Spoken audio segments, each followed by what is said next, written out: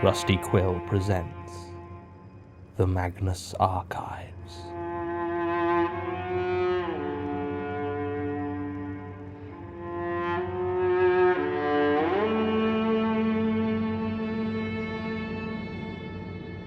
Episode 52, Exceptional Risk.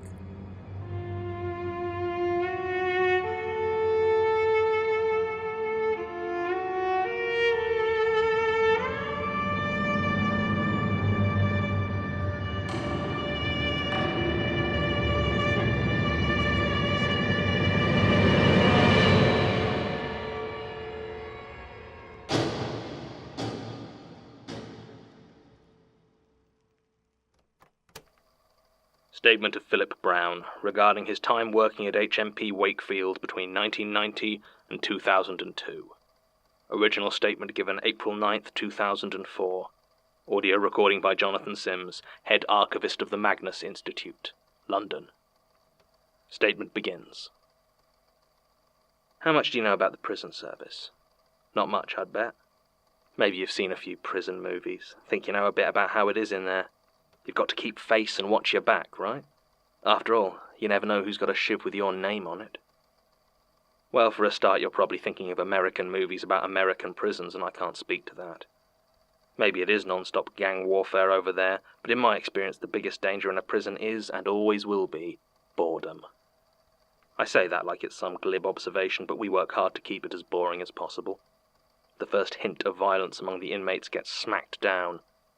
I worked as a prison officer in Her Majesty's Prison Wakefield, or the Monster Mansion, as the press insists on calling it. It houses the real scum of this country. Class A dangers, the lot of them, and it was always a point of pride to me that we kept that place quiet. I mean, I say it like I had any real power, but I was just a grunt, keeping an eye on a cage full of wild animals.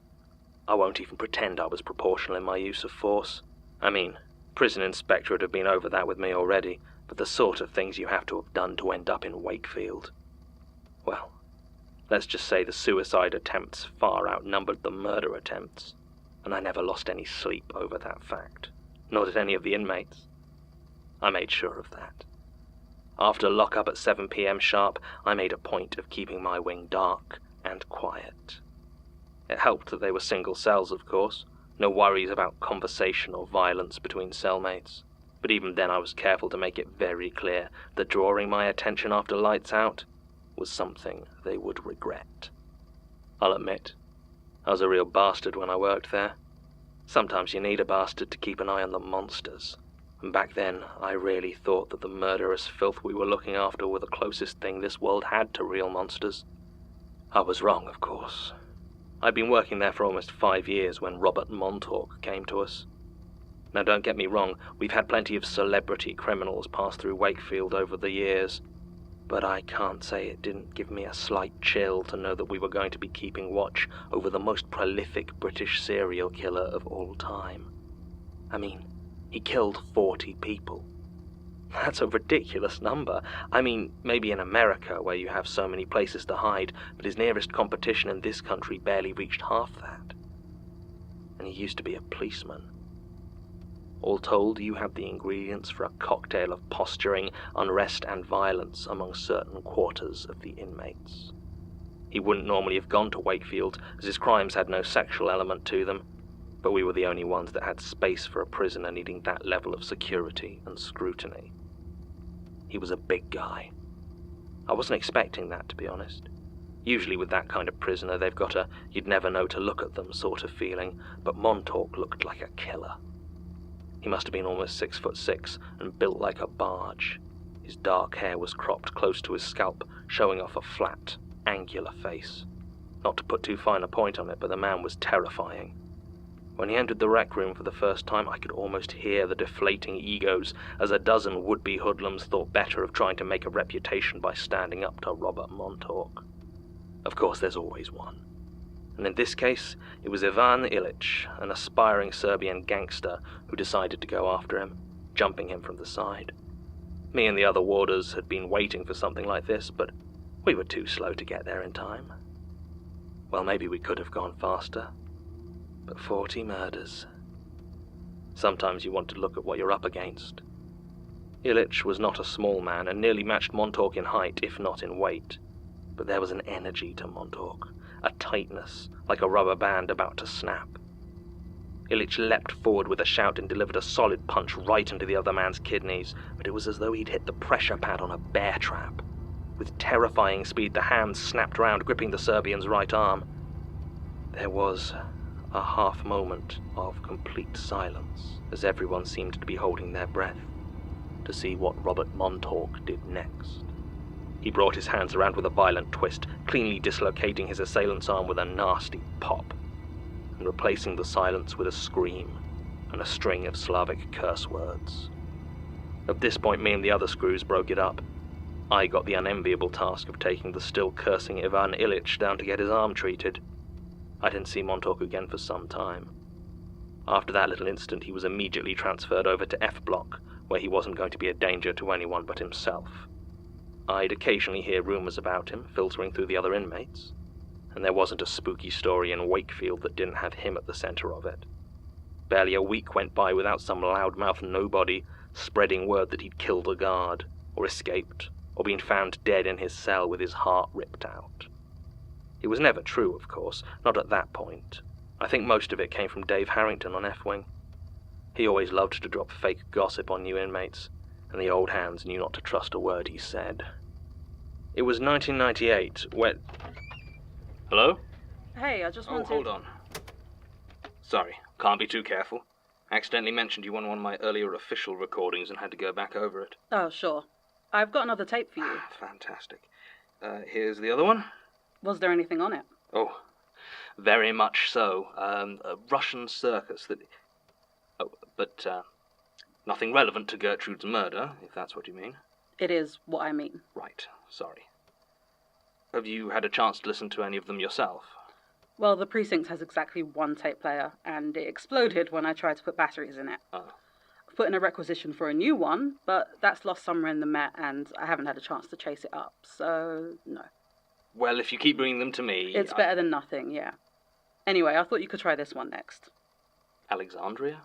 Hey, at least this one actually has a label. I figured you're probably into old libraries and stuff, No, so... you're right. Thank you, Basira. Honestly. Yeah. Oh, what's the name of that helper of yours? Martin. No, the hot one. He has scars like you, but kind of manages to pull them off. Yes, Tim. Yeah, what's his deal? He gave me the weirdest grin when I came in just now, and like, a thumbs up. I wouldn't worry about it. No? He thinks we're sort of... together? Oh, no. You know I'm no, not... I know. I mean, he just got it in his head. I mean, you're nice and all. Yes, no, I feel the same way. Right. I mean, I suppose it's better he think that. I won't tell if you won't. Right. I'm gonna go, then. Yes. Right. Statement resumes. It was in 1998 that I next came into regular contact with Robert Montauk. The government had commissioned the construction of close supervision centres in prisons all over the country, and Wakefield was one of the flagship initiatives. A good portion of F-Wing was given over to our own CSC, soon to be known as the Exceptional Risk Unit. It could only hold 8 prisoners, but they were to be the worst of the worst, kept under constant scrutiny and given no chance to harm anyone. I was picked to be one of the officers transferred into the new unit. I don't know if it was specifically because I had more inmate altercations on my record than any other prison officer at Wakefield, but given the intensity of the setup, I'm sure it didn't hurt my application. Robert Montauk was an obvious choice for the Exceptional Risk Unit. During his time in Wakefield, he had been involved in several further violent incidents, and though he hadn't yet killed anyone inside the prison, the higher-ups reckoned it was only a matter of time. So in he went. The CSC was not a nice place. Wakefield had the budget to make it secure, but not to make it anything less than starkly utilitarian.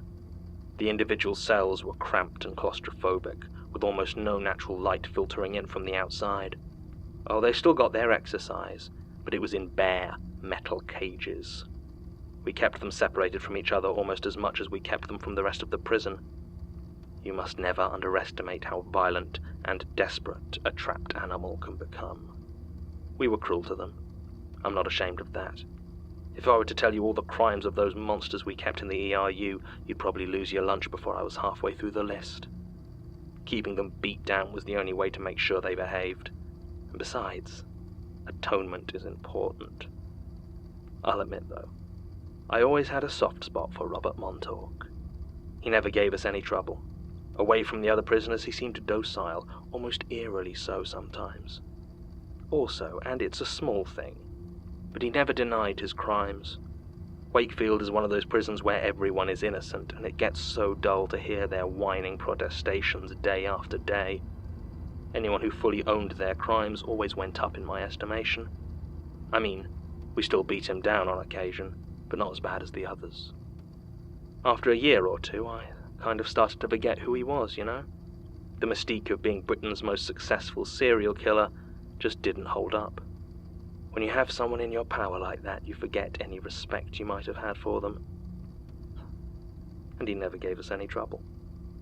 In 2001, he started to get visitors. His daughter, mostly. Given that she hadn't visited before, I'd guess she just turned 18. You get that a lot. Unaccompanied visits aren't allowed under that age, and plenty of inmates have kids living with overprotective guardians who refuse to take them, so I assumed she was similar. The visitor rooms in the main prison are quite nice. Not so much in the exceptional risk unit. A dark, bare room like all of them, cut down the middle with a reinforced window. There were plenty of lights in there, but somehow it always seemed gloomy.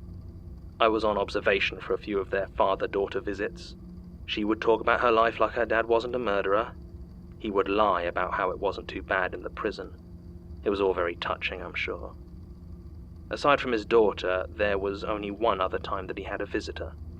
It was 6 months before he died, late March 2002. He was an older guy, I'd guess late 50s, wearing a well-tailored black suit and an expression of disgust.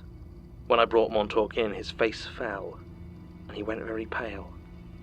I'd helped folks beat Robert Montauk a dozen times or more, but I had never seen him look scared. He sat down opposite the old man, and they looked each other in the eye through the thick glass. I think the visitor might have been blind. His eyes were cloudy, but he had no cane or dog, and it didn't seem to affect how he looked at Montauk. Neither of them spoke. The seconds turned into minutes, and still they didn't say a word. They just sat there staring. Given where I work, it's really something to be able to say that I've never seen two people who hated each other as much as Robert Montauk and that old man. After a few minutes I was all but ready to drag him out, but as I stepped forward, the lights blew. All of them at once, leaving us in the dark. I heard Pete Gordo, the warder with me on visitor duty, fumbling for the handle on the door to get help or torches. I was tense, ready to fight off Montauk if he decided to make a move, but instead, a soft voice came from out of the darkness. I didn't recognize it, but I thought it sounded like it came from the old man, and I don't think he was talking to me. "You didn't think you could kill it for long, did you?" That's what it said. Then Pete got the door open, and a shaft of light poured in from the corridor. I could once again see Montauk and the old man sat there, motionless. It didn't seem like they'd moved an inch, though as I went to take Montauk back to his cell, I noticed that he was crying. I didn't mention it. I'll be honest, I was kind of freaked out by the whole thing. The next few months were quiet. Montauk seemed even more subdued than normal, and often had to be goaded into exercising during his allotted time. The only point where he seemed normal was when his daughter came for her visits, and maybe that was just because he was already so used to lying to her. That was the summer we had all the plumbing problems in the ERU, and the water kept going foul, so we were all kind of on edge. But nothing really happened until it turned to autumn, and November rolled around. It was November the 1st. I remember because the date was read out so many damn times at the assorted disciplinaries that followed. The worst part of it is I wasn't even doing anything wrong that day. I was working the late shift with Pete, and we were having coffee in the break room. At least, I was having coffee. Pete was swearing at the taps because the plumbing problem we had all been assured was fixed was back. and worse than ever. The taps were disgorging a jet of foul-smelling, stagnant water. I was laughing at him, sipping my own perfectly adequate drink, when all the lights went off. It was more widespread than last time, though. It seemed like the electricity had gone off altogether. We stood there in the pitch black, waiting for the generator to kick in or for whatever power problem this was to be fixed. But after a few minutes of silence and darkness, it became clear that wasn't happening any time soon. In the distance, we could hear the prisoners of the Exceptional Risk Unit start to shout and holler. Their cells were locked, of course. There was nothing a power cut could do about that, but it was still up to us to keep order until the lights came back. I had hoped that the other prison officers on shift would have come by to pick us up, but they were clearly busy elsewhere. I called out to Pete, making sure he was still nearby as I fumbled in the locker for my torch. I finally found it and turned it on. The beam was so bright in the oppressive darkness that I had to blink away tears. Using the light from mine, Pete found his own flashlight, and together we headed out into the CSC. We checked each cell in turn, lying to the prisoners inside about when the power would be back, and sending them back to their beds with threats of violence. I didn't see any of the other warders around, and was starting to get really nervous. And when we had checked all the other cells, we went towards Robert Montauk's. The torch beams shot out in front of us, but as they fell upon the door to his cell, something was wrong. I wasn't quite sure what I was looking at for a second, and then I realized that his cell door was open, but the torchlight wasn't reaching the inside. As it hit the threshold, it just stopped. A clear and distinct line of darkness, beyond which nothing could be seen. From inside there came the wet sound of tearing and a low moan of pain. I wanted to run, but instead I took a step forward, and my torch died. Pete's went off as well, and we just stood there, terrified, unable to see a thing. The sounds were no longer coming from inside the cell, and that didn't reassure me as much as it might have. About 15 feet behind me, I heard Pete fumbling around, calling out my name. I was about to reply, tell him to stay where he was, when I heard something that froze my blood. Pete said, "There you are." He was not touching me. Almost immediately there was a growl from the darkness. It was throaty and raw, but at the same time sounded almost musical. Pete screamed and I heard him fall to the floor. It was at that moment that the lights came back on. We were alone. I ran to do a quick circuit of the CSC as the other prison officers arrived, but there was no one else there.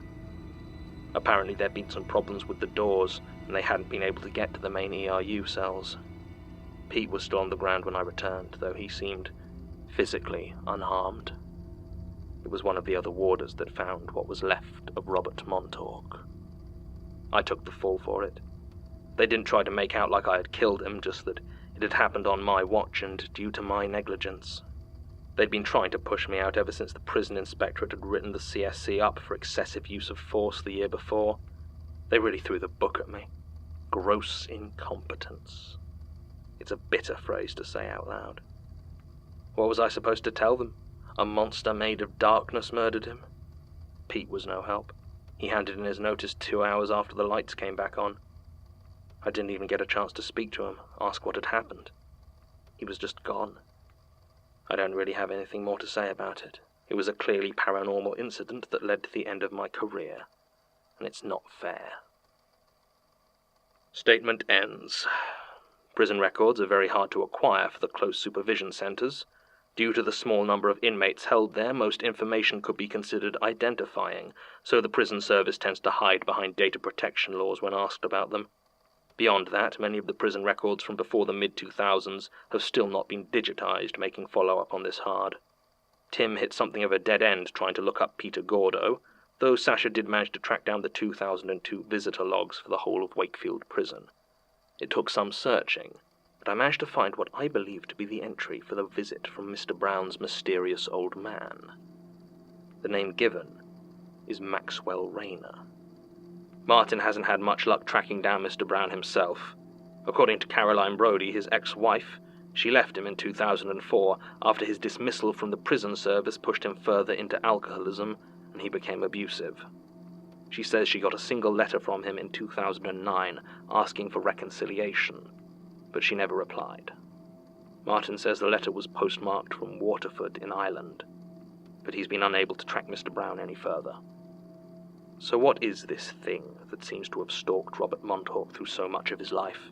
And what's its connection to Rayner? Were they summoning it, containing it, worshipping it? Whatever the case, it seems as though Montauk earned its anger. I feel it might be worthwhile getting a few more torches for the archive. End recording. Supplemental. I confronted Sasha about the wax museum. It was just too strange to not mention. I tried to pass it off like I had spotted her accidentally while in the area for other reasons. I doubt she bought it, but she did at least give me an answer. She has a new boyfriend, or so she claims, who works there, and she likes to get lunch with him. It is plausible. And at this stage I feel challenging her to produce said boyfriend would potentially damage what trust remains between us. No luck with any of my other leads yet. But at least I have another of Gertrude's tapes. It's always going to be a shot in the dark with them, but hopefully an informative one. I know the secret to her death is on one of them, it must be. I hope I don't have to hear it firsthand. End supplement.